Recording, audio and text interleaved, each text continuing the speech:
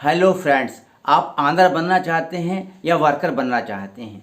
आपने अपने बारे में क्या सोच रखा है? आप अपने कैरियर के बारे में क्या सोच रहे हैं? यदि आप ये सोच रहे हैं कि आप एक वर्कर बन के बहुत अच्छी सैलरी प्राप्त कर लेंगे और आपको सैलरी से कुछ मिल जाएगा, तो आप ये गलत सोच रहे हैं। क्योंकि वर्कर को एक सीमित अवसर मिलते हैं, उसके पास अवसर की कमी होती है। लेकिन जब आप ऑनर बनते हैं तो आपके पास अवसर की कमी नहीं रहती है। आप मालिक बनते हैं तो आपके पास कोई कमी नहीं होती है किसी प्रकार की। फ्रेंड्स, मैं इस वीडियो में आपको इसी बारे में बहुत सी जानकारी देने वाला हूँ।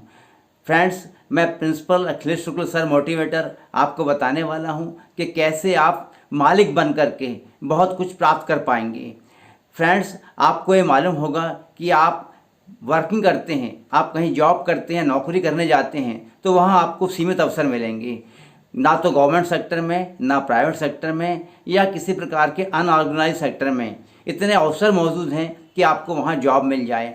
आज आप देखें कि पूरे देश में करोड़ों लोग प्रतिवर्ष बेरोजगार होते हैं। यदि अप्लाई करते हैं, कहीं छोटा मोटा जॉब मिल जाता है, उस छोटे मोटे जॉब पर उनका गुजारा कैसे हो पाता होगा? यदि आप वर्कर बनेंगे तो आप सीमित अवसर प्राप्त करेंगे, आपको सीमित सैलरी मिलेगी, आपको 10-15 हज़ार, 20 हज़ार या अधिकतम 30-35 हज़ार तक की आपको सैलरी मिलेगी।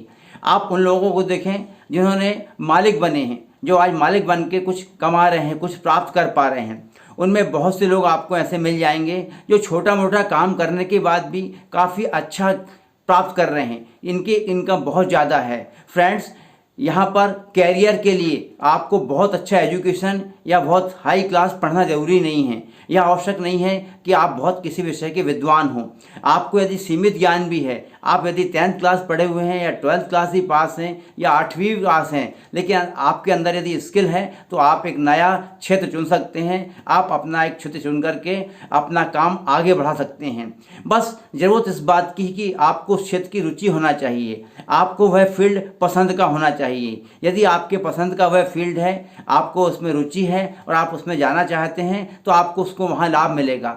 आपको वहाँ पर जाने के लिए चाहना ही नहीं है, आपको जाने के लिए मेहनत करनी है और पूरा पूरा परिश्रम करना है और अपनी पूरी स्किल से काम करना है। बल्कि मैं तो आपसे कहूँगा कि आपको स्मार्ट वर्क करना है। जब आप स्मार्ट वर्क करेंगे तो आप उस क्षेत्र में प्रगति कर सकते हैं, आप वहाँ पर आगे बढ़ सकते हैं। फ्रेंड्स, आज ऐसे बहुत से क्षेत्र हैं जिनकी तरफ लोगों का ध्यान नहीं है, लोग उसके बारे में सोचते नहीं हैं। ज़्यादातर लोग उसे इग्नोर कर देते हैं, केवल जॉब के पीछे पड़े होते हैं। आज doctor, engineer, advocate, CA, CS जैसे जॉब के पीछे लोग घूम रहे हैं। लेकिन सवाल इस बात का है कि यदि लोग छोटा काम करते हैं तो वह छोटा काम धीरे धीरे करके उनका बड़ा काम बन जाता है, उन्हें उससे काफ़ी लाभ प्राप्त होने लगता है। लेकिन वो लाभ तब प्राप्त होता है जब वो सिस्टमेटिक तरीके से उस काम को शुरुआत करते हैं। मैं आपको अपने शहर के एक समोसे वाले का उदाहरण दूं तो मैं आपको बताना चाहूँगा कि मेरे शहर में एक चौरे समोसे वाला है, जिसके पास भारत टाकीज के सामने हमारे शहर में छोटा सा ठेला लगा हुआ है। वह प्रतिदिन